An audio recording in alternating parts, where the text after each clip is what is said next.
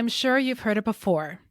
If you need to figure out your genre, just read a lot of books in that genre and it will unlock everything for you and you will just understand it all instantly, all the time. Okay, so no one actually uses those last few phrases when you drop a question about genre research on that Discord channel, server, Facebook group, etc.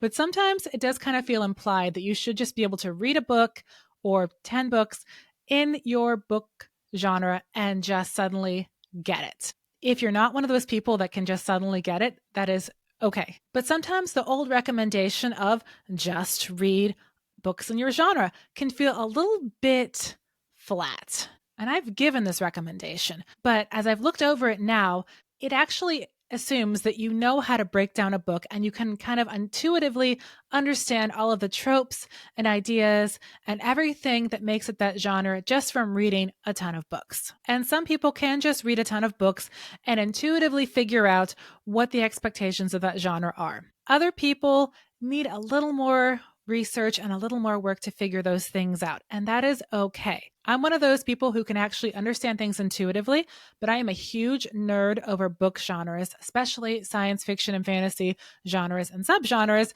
And so I like to do that extra research and break things down into bite-sized pieces so that I can understand them more clearly. And I am bringing some of my best tips and tricks today to help you do your genre research more effectively by reading those books. This is Janeen Ippolito of Author Culture. Let's chat. Hey there, and welcome to Author Culture, where we are all about helping science fiction and fantasy authors find your sustainable success on your terms in a chaotic publishing world. So if you're all about getting tips, tricks, help, encouragement, and more in a way that's going to work with your life season and empower you to make your best choices, you're in the right place, and I'm super excited you're here. If you haven't already, do make sure that you hit that subscribe button so that you never miss an episode. And feel free to share this podcast with anyone you think would enjoy it and get all kinds of awesome value from it. Now, with genre research, the reason it can be so important is because genre is its own kind of code or language. It's its own kind of communication. When you put your book into a certain genre category, that is communicating certain expectations and ideas to your desired readership. If you say that your book is in a romance genre, readers are going to have certain expectations of what is going to be in that book, especially if you add in little additional adjectives such as clean or steamy or enemies to lovers, or small town, or any of those things. So while figuring out your genre may not be absolutely crucial during the first draft stage, that is up to you how much you want to figure that out, when you're getting to the editing stage and trying to make sure that your book is shaped into something that will convey your awesome ideas in a way that your readers will understand, genre, categorization, and even just understanding what makes a book genre tick becomes pretty important. And figuring out the different characteristics and tropes of a specific genre, or in science fiction and fantasy, subgenre or sub-subgenre, involves a lot of pattern recognition and being able to collect data and see same and different and all those kinds of elements. Some authors can just figure this out right away. And so that's when you'll see some authors who go, oh, I just read a ton of books in the genre and I just get it and I just go. And that is a neat skill. But you can still figure all this out even if genre research doesn't come as intuitively to you. And of course, I would be remiss if I didn't share that some authors will just figure out their genre from the outlining stage. They will do the research into other people's genre research and basically write a book exactly to a certain formula that has certain tropes and certain traits in it that are going to connect to a certain readership that's expecting those kind of elements. That is another way to take the guesswork out of figuring out your book's genre, and it can be helpful, especially if you're trying to produce books at a certain pace for a specific readership. Of course, on the other side, if you're trying to shake things up a bit and, take on a fresh, new idea, sometimes that formula doesn't really last through your first draft. And that's okay. But even then, if you understand genre research, then at the very least, you can look at this book that you've created partly based on a genre and partly based on your own creativity. And you can kind of pick it apart and see which genres went there. And you can say, oh, look, it's like a little bit of urban fantasy, but I've got a little bit of a mystery thriller vibe in here, which, by the way, goes great with urban fantasy if you combine those two. But wait, we also have a little bit of a chosen one thing here or something like that. So you can kind of pick things apart and be more mindful about what's going into your book. Again, if those of you who are pantsers are like, don't talk about this in the first draft, don't worry about this. Come back to this episode when you are doing your editing. Now, of course, the next topic is what books do you read? And when you're looking for books for genre research, you want to read a wide array of books in your genre. And you're going to be looking for books that are perennial top sellers. You're going to be looking for books by authors who have been writing in that genre for years and years and years.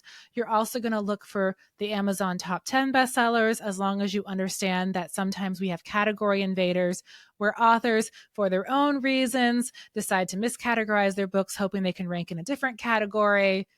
It happens. And also, as you're looking through all of these books, you have my permission to DNF books that really, really, really don't jive with you, even if they're in your genre. The trick with this is that you're looking for books that are both a connecting point in your genre, but that you actually like. I am not here to in any way advocate you to write books that you hate just to fit into a genre. Life is too short and the publishing industry is way too chaotic to put yourself through that. If you need to make money that hard, you don't have to write books that you hate. There are plenty of other jobs in the world. Now, as you're doing this genre research, there might be some unintended consequences. One of which is you might realize you don't love the books in your genre. Or you might find that your book actually fits in a different genre than you realized. You kind of wrote into a different area that you didn't intend to write into. This can happen especially if you're a pantser who just wrote your first draft with all of your thoughts, dreams, hopes, ambitions, and everything else that your brain unconsciously filtered into the story. And now you're going, wow, I thought this was a supernatural thriller, and apparently I wrote an epic fantasy. In this situation, you can feel free to either try to bring your book in line with your genre or hop over into that other genre instead and see what it's like over there. You can also try to do a nice, huge mashup between these two subgenres, which happens all the time in science fiction and fantasy. But just be advised that depending on the two starter genres that you're mashing up, it may niche down or limit your audience in ways that may not work for your plans and your goals. I have a great episode talking about this called Is It a Trend or Is It Going to Stick Around? So make sure that you listen to that for more ideas on whether some kind of mashup is actually going to work for you or whether it's going to fall apart. Now, we have figured out that you're going to be doing this genre research, and we figured out the kind of books that you're going to read. So now it's time to get some of my secret sauce questions and categories to help you better analyze your books as you are reading them. And yes, I know the word analysis may be like, oh, that sounds kind of hard and data driven. And I mean, it is. You are doing research. So you're going to have to look at this book not just as something to be read for pure enjoyment, but also something you can pick apart and put into different categories and see how it all works together. It's kind of like taking apart a VCR, only more fun. So the first question you're going to ask is same and different. What do all of these books have in common with each other? And what are differences that set each book apart? And then bonus, how is my book similar to all of these books? And how is my book different from all of these books? So first you want to figure out what all of these books have in common, and then take that list of commonalities and compare it to your book. And the same thing with differences. So that's one stage of the whole analysis process, same and different. Second, hunt down those tropes. What tropes keep popping up in this genre? Now, you might find that as you do this research and you're unsure about how to label these tropes, you can also go through the reviews on Amazon below each book, and you can call through them and see what readers are saying about each book and what tropes they're finding and how they're responding to them. So you can see, okay, these books are using this kind of trope. And a lot of readers like it and some readers do not. And you can use that as additional evaluation. So do some trope hunting in these books. What tropes do they have in common?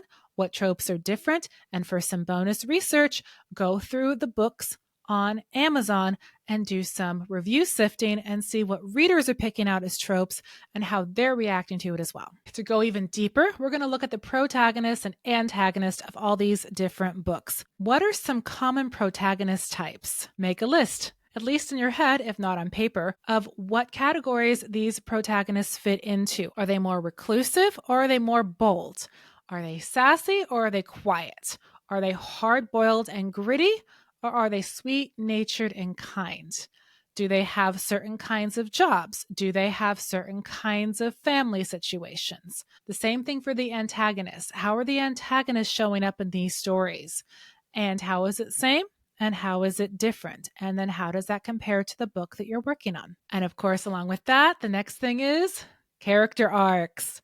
Are growth arcs more common? Are flat arcs more common, where the character doesn't really have to grow in the same way, but they do have to hold fast to a certain belief or value system? Or are tragic arcs common? So look through these books for the character arcs. Do you see a lot of growth arcs, flat arcs, tragic arcs? Do they tend to connect to certain kinds of protagonists? Do the work. Then, of course, we need to talk about the world building. Because in science fiction and fantasy worlds, world building sets everything apart. So in these books, how is the world building similar? How is it different? What are standards for world building? And what are things that there's more flexibility in how the authors work with it? There's more accepted weirdness, more accepted uniqueness. What about plot? What kind of structures are most common? This is where you can often find your secondary genre, because every book has a primary genre and a secondary genre.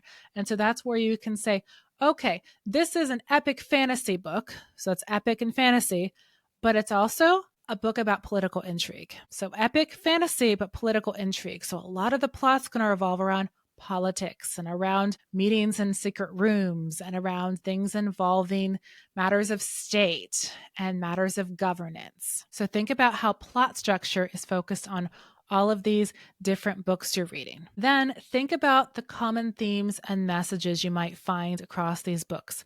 This is an area where you might find the most difference. So when you're doing genre research, especially in science fiction and fantasy books, while you might find some similarities in world building, character types, plots, all of those areas, theme and message are areas that science fiction and fantasy is uniquely suited to offering fresh takes on, because you can take that theme and message and you can build it into your story world so it comes out organically.